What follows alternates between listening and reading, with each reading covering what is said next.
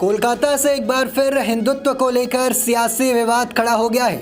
वरिष्ठ कांग्रेस नेता मणिशंकर अय्यर ने रविवार को एक सार्वजनिक चर्चा के दौरान हिंदुत्व पर तीखी टिप्पणी करते हुए इसे उन्माद की स्थिति में पहुंचा हुआ हिंदू धर्म करार दिया है।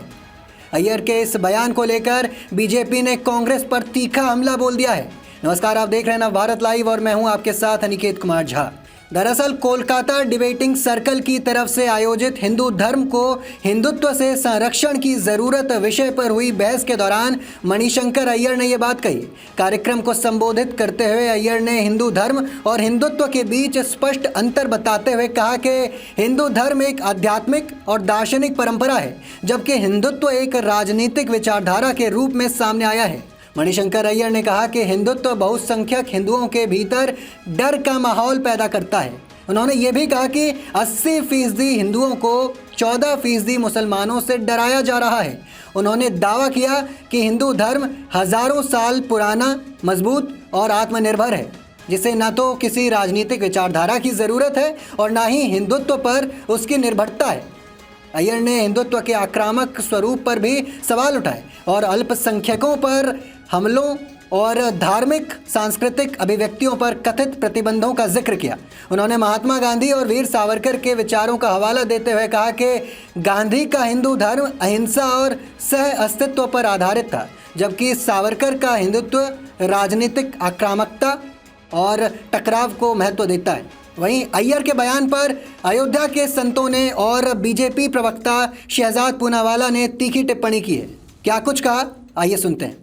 देखिए, मणिशंकर अय्यर जो हैं कांग्रेस के नेता हैं और कांग्रेसों की मानसिकता संतुलन ही दर्शाता है कि इनको लोगों को तो हिंदू के विषय में और हिंदू धर्म के विषय में, सनातन के विषय में इनको ज्ञान भी नहीं है, मगर ये केवल बोलना जानते हैं और विपरीत बोलते हैं।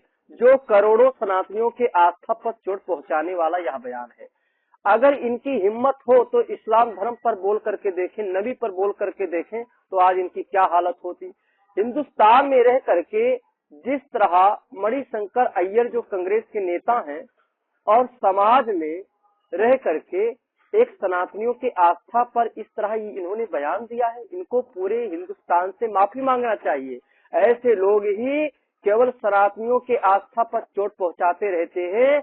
मैं बताना चाहता हूं जी, इन्होंने एक बयान और दिया है कि पाकिस्तान से बात चाहिए भारत को। ऑपरेशन सिंदूर के विषय में बोलते हैं और आज हिंदू धर्म के विषय में बोले हैं। हम सभी साधु संत इनके बयान से आहत हैं और इनको हिंदुस्तान से माफी मांगना चाहिए।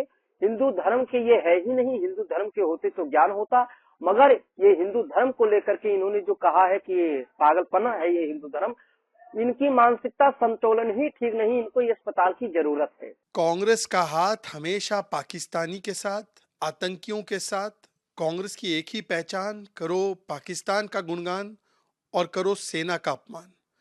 मणिशंकर अय्यर जो प्रथम परिवार के सबसे विश्वस्त है, गांधी परिवार के, कहते हैं ऑपरेशन सिंदूर रोक देना चाहिए और पाकिस्तान से अनइंटरप्टेड डायलॉग शुरू कर देना चाहिए।